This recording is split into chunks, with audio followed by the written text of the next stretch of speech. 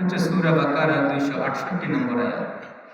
এই আয়াতে আল্লাহ রাব্বুল আলামিন বলেন, ইয়া আইয়ুহান নাসু কুলু মিম্মা ফিল আরদি হালালান তাইয়্যিবা।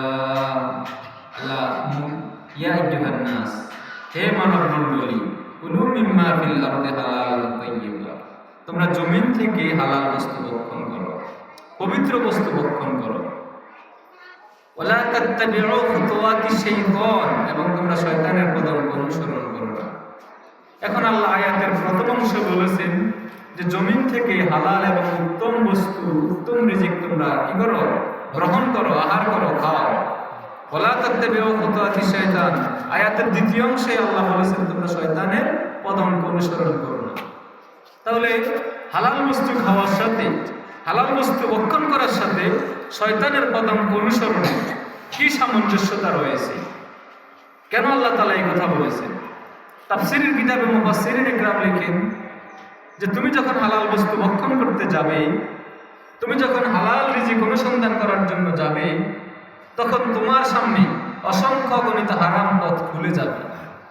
আর যখন এই হারাম পথগুলি খুলে যাবে, এই হারাম পথগুলি তোমার জন্য শয়তান খুলে দেবে। ওয়ালা তাত্তাবিউ খুতুওয়াতিশ শাইতান, সুতরাং তোমরা শয়তানের পদঙ্ক অনুসরণ করো না।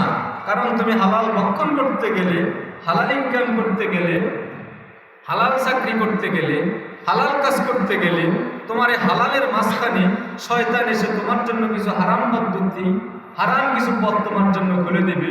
শয়তান তোমার জন্য ঘুষের পথ খুলে দেবে। শয়তান তোমার জন্য অবৈধ ইনকামের পথ খুলে দেবে।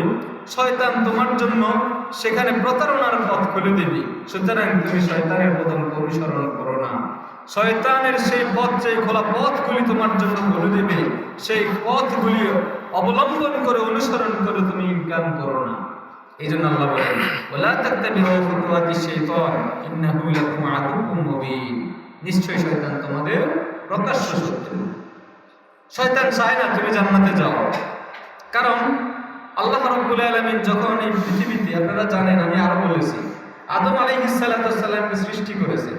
সৃষ্টি করার পরে আল্লাহ রাব্বুল আলামিন যখন শয়তানকে বলেছিল, সকল ফেরেশতাকে বলল যে কি করো? তাজিমের সিজদা করো। সকল ফেরেশতা সিজদা করলো, কিন্তু শয়তান সিজদা করলো না।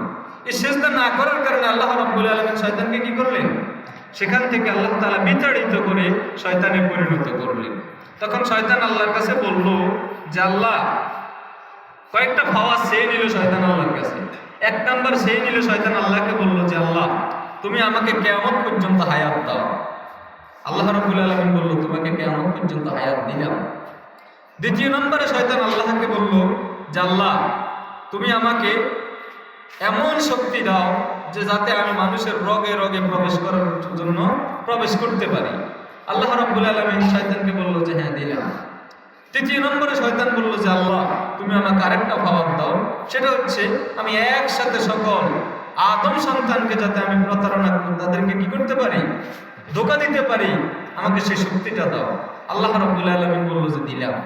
তখন শয়তান এবার বলল যে আল্লাহ, তুমি যে আমাকে যে পাওয়ারগুলি দিয়ে দিয়েছো, এবার শোনো যে আদমকে সিজদা না করার কারণে আমি ফেরেশতা থেকে বিতাড়িত শয়তানে পরিণত হয়েছি।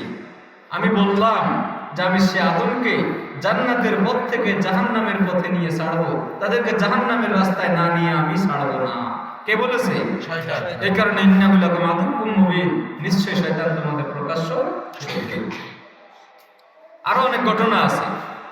আল্লাহ রাব্বুল আলামিন, শয়তান যখন এই কথা বলল, তখন আল্লাহ রাব্বুল আলামিন বলল, তাহলে শুন, তুই আমার বান্দাকে দিয়ে তামাম জিন্দেগিতে যত গুনাহ খাতা যা কিছু করাবি, আমার বান্দা যদি 2 ফোঁটা চোখের পানি ছেড়ে দিয়ে আমি আল্লাহর কাছে খালেস একনিষ্ঠ তওবা করে, আমি আল্লাহ রাব্বুল আলামিন আমার বান্দার জিন্দেগির সমস্ত গুনাহ খাতা মাফ করে দেব। সুবহানাল্লাহ। শুধু তাই নয়, ফাউলাইকা ইউবাদদিলুল্লাহু সাইয়্যাতিহিম হাসানাত ওয়া কানা আল্লাহু আলিমান হাকীমা। আমি আল্লাহ আমার বান্দার জীবনের সমস্ত গুনাহ খাতা শুধু মাফ করব না, বরং আমি আমার বান্দার জীবনের সমস্ত গুনাহগুলোকে আমি আল্লাহ নেকের দ্বারা পরিবর্তন করে দেব। বলেন সুবহানাল্লাহ। ইন্নাহু লাকুম আদুউম মুবিন, নিশ্চয়ই শয়তান তোমাদের প্রকাশ্য শত্রু। সম্মানিত হাজিরিন, আমি আমার তেলাওয়াতকৃত আয়াত অনুপ্রবেশ করছি। আয়াতের প্রথম অংশে আল্লাহ বলেন, ইয়া আইয়ুহাল্লাযীনা আমানু কুলু মিম্মা ফিল আরদি হালালান তাইয়্যিবা। হে ইয়া আইয়ুহান নাস কুলু মিম্মা ফিল আরদি হালালান তাইয়্যিবা। হে মানব মণ্ডলী, তোমরা কি করো? হালাল এবং উত্তম বস্তু গ্রহণ করো। আপনারা দেখবেন, আপনারা হয়তো দেখেছেন যে এক বছরে একটা কুকুর কয়টা বাচ্চা দেয়?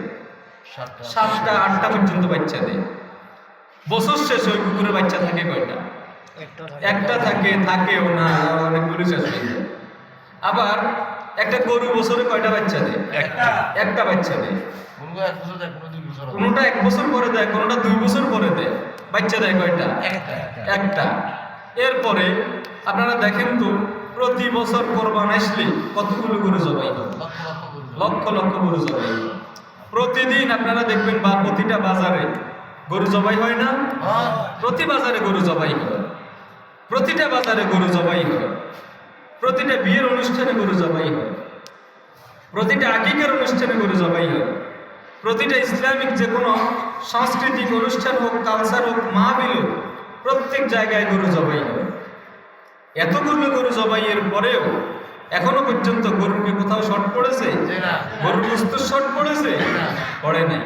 কারণ কি? কারণ হচ্ছে গরুটা হচ্ছে হালাল আর কুকুরটা হচ্ছে হারাম।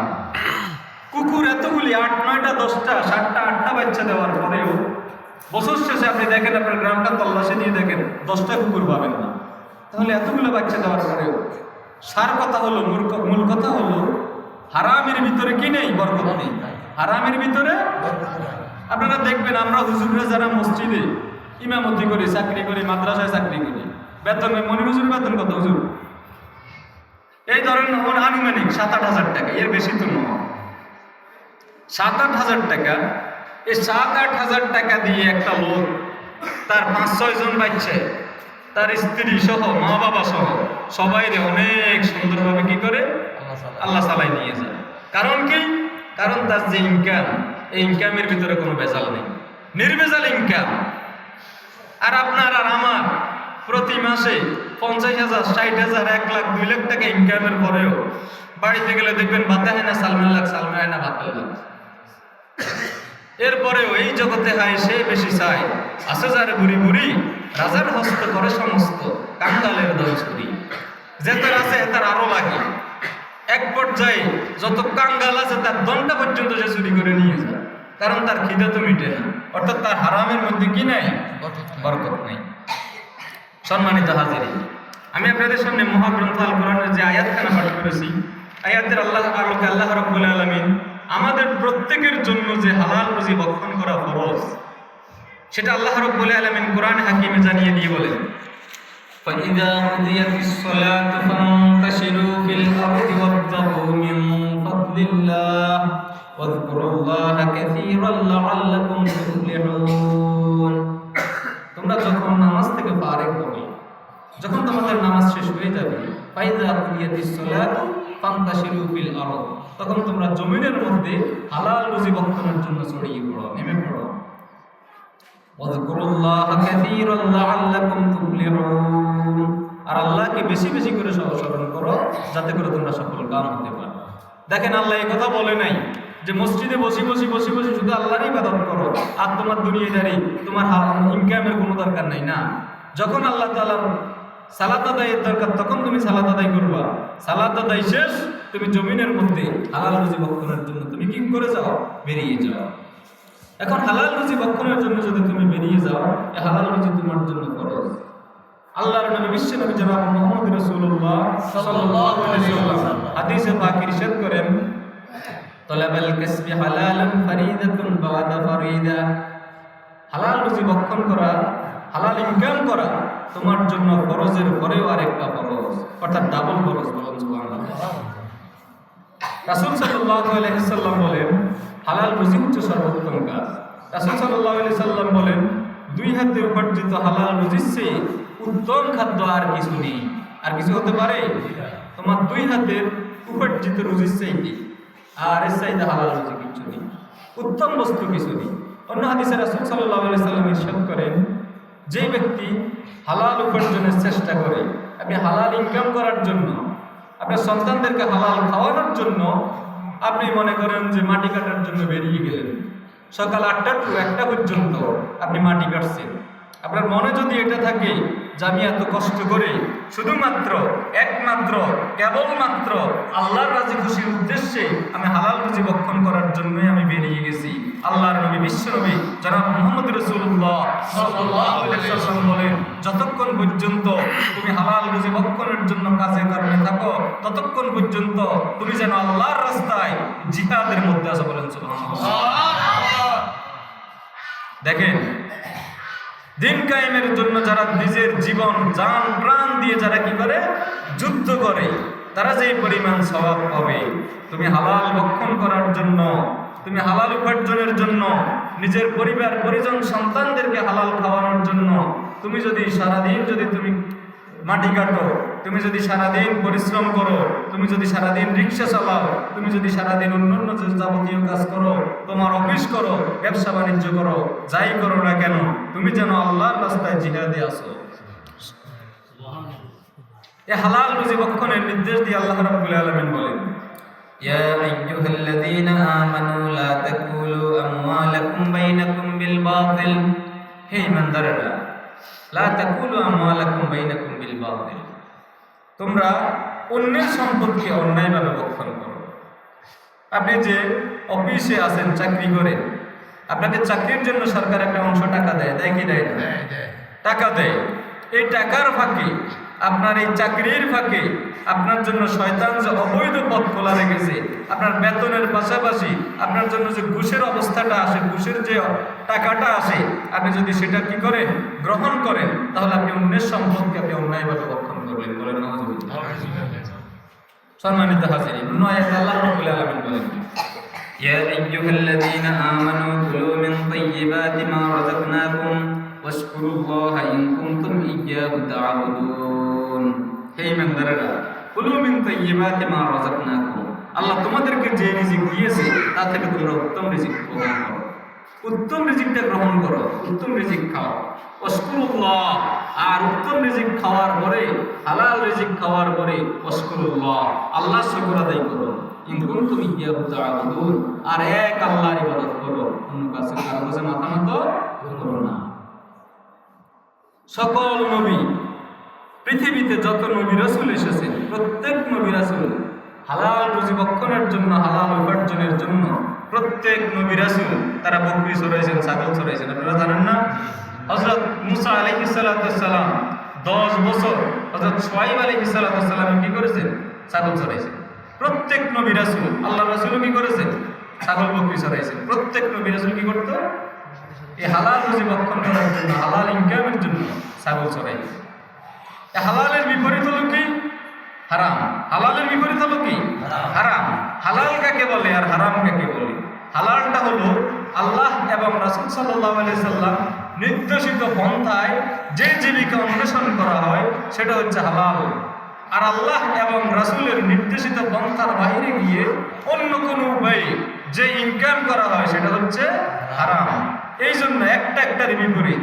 এই কারণে আল্লাহ রাব্বুল আলামিন বলেন, ইয়া আইয়ুহান নাসু কুলু মিম্মা ফিল আরদি হালালান তাইয়্যিবান ওয়া লা তাত্তাবিউ খুতুওয়াতিশ শাইতান ইন্নাহু লাকুম আদুউম মুবিন। এই কারণে আল্লাহ বলেছেন, হে মানব মণ্ডলী, তোমরা হালাল ভক্ষণ করো। এই জমিন আমি তোমাদেরকে যে সমস্ত বস্তু দিয়েছি তা থেকে হালাল ভক্ষণ করো।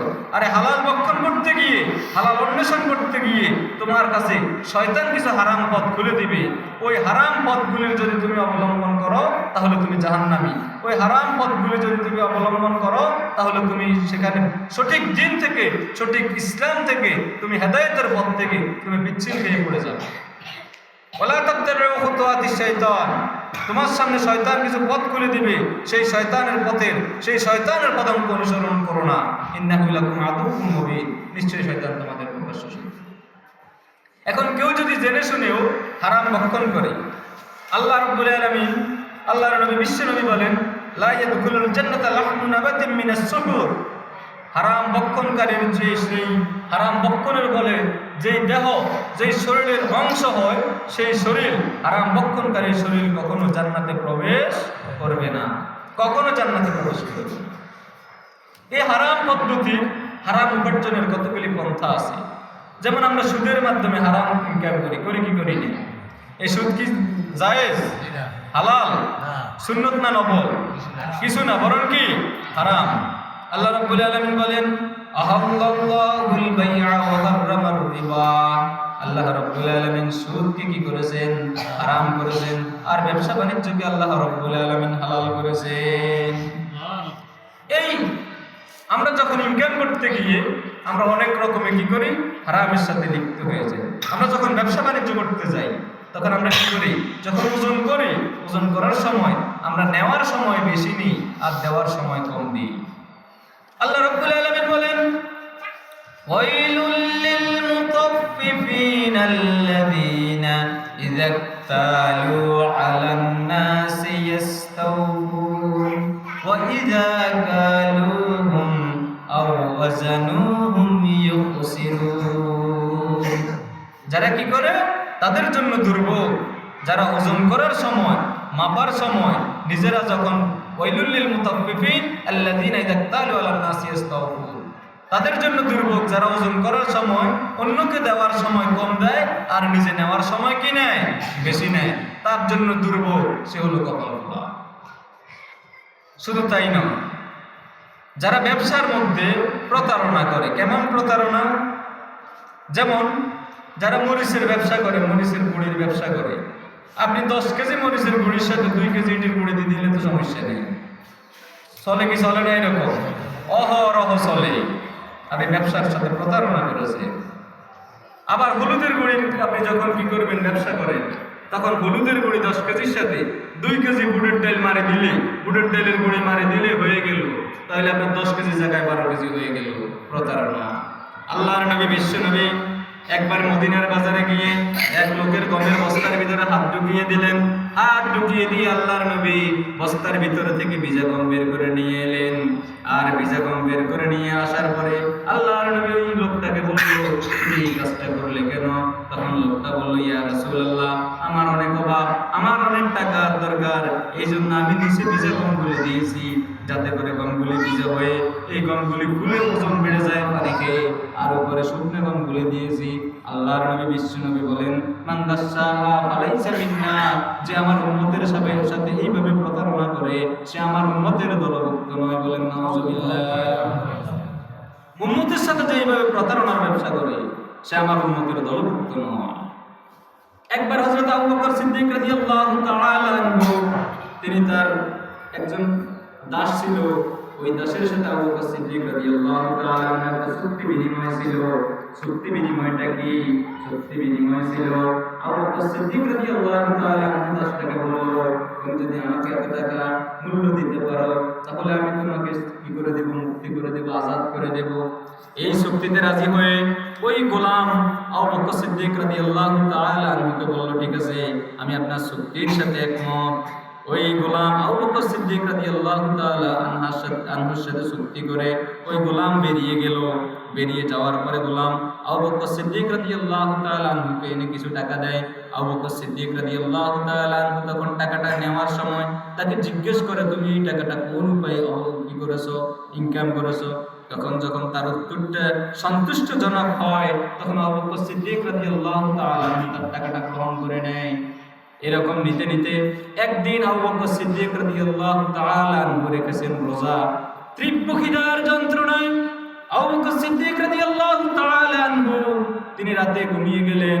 হঠাৎ করে ওই লোকটা কিছু খাবার নিয়ে আবু বকর সিদ্দিক রাদিয়াল্লাহু তাআলা আনহুর কাছে উপস্থিত হয়ে বললেন, ওগো আবু বকর, আমি তোমার জন্য এই খাবারগুলো নিয়ে এসেছি।